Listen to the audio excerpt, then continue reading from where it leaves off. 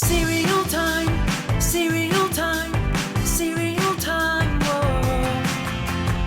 Bonnie, my Pebbles! Bonnie, my Pebbles! Bonnie, my Pebbles! What's up, cereal heads? Today we're going to talk about Cocoa Pebbles and Cocoa Krispies. We're going to pit these two classic chocolatey rice cereals against each other and see which one comes out on top. Now, if you've watched Cereal Time, you know I'm not a huge chocolate cereal fan, and that's probably why I've never covered either of these cereals before. I've done Fruity Pebbles and regular Rice Krispies, but never their chocolate counterparts. So today I'm going to talk about both varieties, and then I'll do a taste test to see which one I prefer. I think I know which way I'm leaning, but we'll just have to wait and see. Just the fact alone that I only have like 2 boxes of each of these cereals in my cereal box collection should tell you my indifference to cocoa flavored cereals. But let's start with Cocoa Pebbles. So Cocoa Pebbles was released by Post back in 1971. It came out alongside Fruity Pebbles, and they were essentially a rebranding and remarketing of Post Sugar Rice Crinkles, just in a fruity and chocolate flavor. Now, rumor has it that they were originally going to be called Flint Chips and Rubble Stones. Post had licensed the Flintstones to market these cereals, so Fred and Barney were the spokesmen right from the jump. Now, they have plenty of commercials for this cereal brand. Here's one of the earlier Pebbles commercials where they incorporate live action with animation. Hi, Fred and Barney. Hi, kids!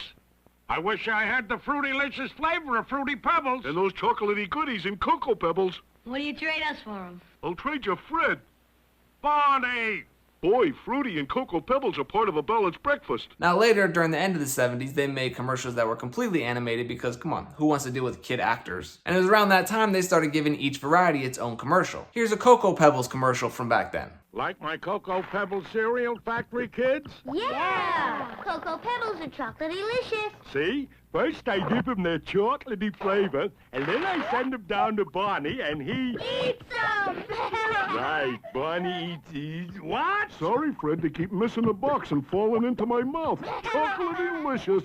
Barney, Post Cocoa Pebbles are... part of a balanced breakfast, Fred. Why, you... Yabba-dabba chocolatey do. Now they've had dozens and dozens of Fruity Pebbles and Cocoa Pebbles commercials throughout the years, too many to count. You could go down a rabbit hole on YouTube just watching these old Flintstone cereal commercials. I was always a Fruity Pebbles fan and never really bought Cocoa Pebbles. But it's a classic, tried and true cereal that's gone strong for 50 years, with Fred and Barney still the spokesmen today. The cereal is crispy, smushed, and puffed up rice doused in a cocoa flavoring. That might sound a little confusing, but you can go watch the video for the Unwrapped where they explain how they make Fruity Pebbles if you want some insight into the process. I'll leave a link for that clip down below. And while the recipe for Cocoa Pebbles has pretty much stayed the same, there was a time around 1993 where they started advertising the cereal with a more chocolatey taste. As you can see with this box and this print ad here. Oh man, look at that bowl of Fruity Pebbles. How delicious does that look? Now this box of Cocoa Pebbles that I have here is from 1993, probably before they started that more chocolatey campaign. But you can see here on the front of the box that you could send away for one of these free HOLLYROCK toys. On the back of the box here, you can see what they look like. You just sent off 2 proofs of purchase and $1.15,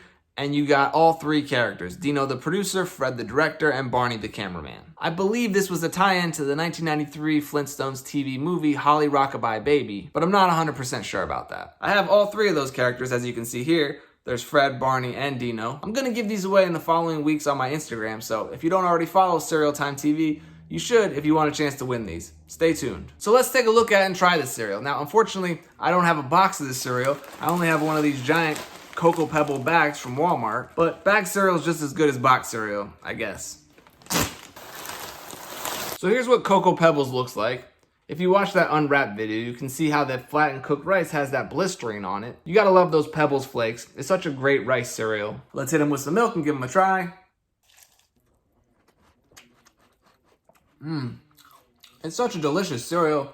That rich chocolatey taste and those crunchy rice flakes. This stuff is really good. And of course it turns your milk chocolate too.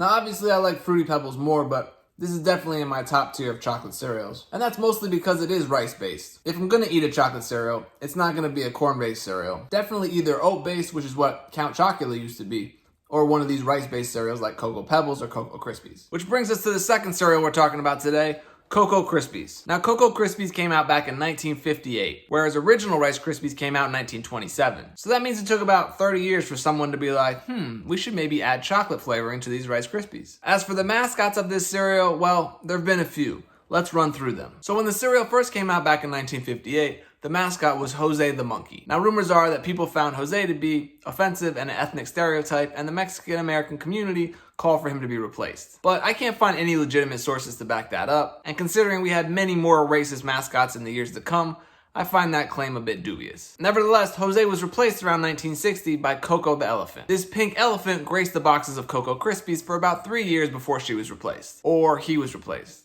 I don't know Coco's gender, and I shouldn't presume to. But in 1963, Kellogg's partnered with Hanna-Barbera and borrowed Snagglepuss to be their newest cereal mascot. Now, you might be familiar with Snagglepuss, but if not, he was voiced by the famous Dawes Butler. The voice he used was basically an imitation of actor Burt Lahr, who is best known for playing the Cowardly Lion in Wizard of Oz. Here's an early Cocoa Krispies commercial with Snagglepuss. Welcome to What's My Lion? Now, will the mystery lion sign in, please?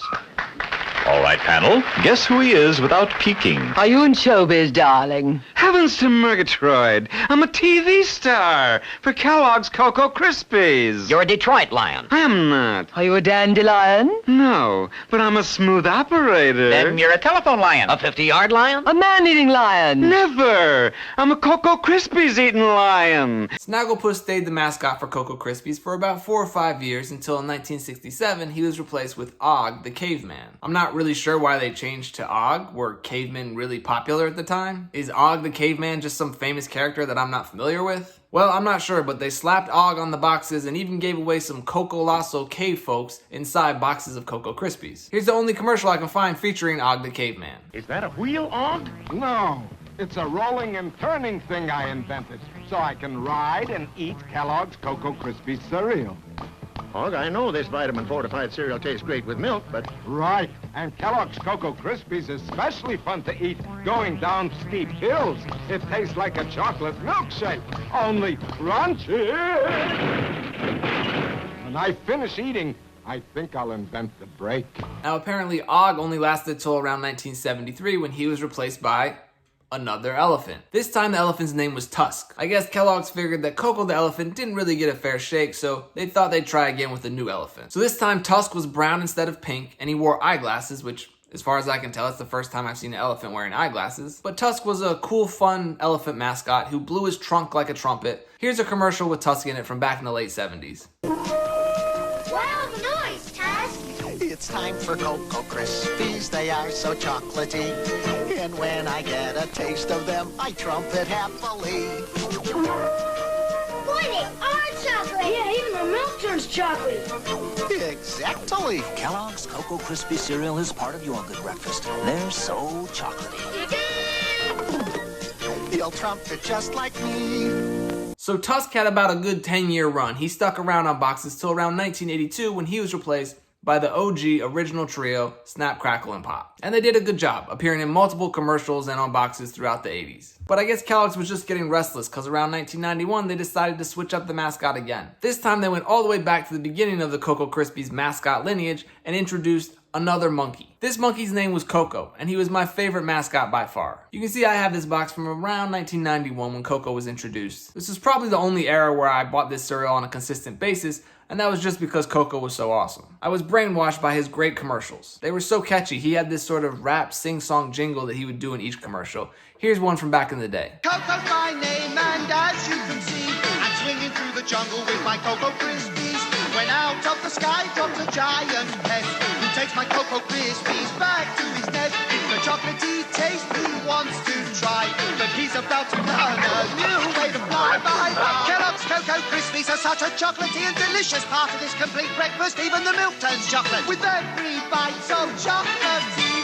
Oh, everybody wants my Cocoa Krispies. There were a handful of these commercials with Coco swinging through the jungle, outsmarting different animals who were trying to get his Cocoa Krispies. The 90s were just a great era for cereal commercials. I still don't know why Kellogg's was so adamant about pushing monkeys to advertise a chocolatey rice cereal, but he was a great mascot. Unfortunately, they switched back to Snap, Crackle, and Pop around 2001, and that trio has remained the mascots ever since, at least here in the US. There's a whole other mascot history for this cereal in other countries, but I'm not gonna cover that. We don't have enough time. So what about this cereal? Well, much like Cocoa Pebbles, it's a puffed rice cereal with chocolate flavoring. As for how they make Rice Krispies, well, I'm not entirely sure. Some people have said that each individual cereal piece is a grain of rice just puffed up and cooked. Others claim they mash all the rice together with sugar, water, salt, malt flavoring, etc., and then mold that slurry into individual rice pellet shapes that they then cook, dry, and toast like popcorn? And I don't know the answer to that. I've always suspected that these individual pieces of cereal weren't individual rice pieces like Pebbles cereal. Maybe somebody who knows can shed some light on the process for me. Regardless, it's a tasty chocolate rice cereal. Let's open this box and take a look. So here's what a bowl of Cocoa Krispies looks like. You can see the little rice-shaped pellets with the chocolatey coating. I mean, I don't know, maybe they are individual pieces of rice. Either way, it's got a great cocoa smell to it. Let's hit them with some milk. Ah, there's that iconic snap, crackle, and pop sound. Any rice-based cereal makes that sound. Cocoa Pebbles does it as well, but there's nothing like Rice Krispies Snap, Crackle, and Pop. Yeah, that's a delicious chocolate cereal too. It's got a good, authentic chocolate flavor to it. It's not too rich. It definitely has a slightly different flavor to it than the Cocoa Pebbles. They are similar, but there's different chocolatey notes in each cereal. And with both of these cereals, when you leave them in milk too long, they turn mushy and soggy. Some people like eating soggy cereal, but for me, I prefer it when a cereal stays crunchy.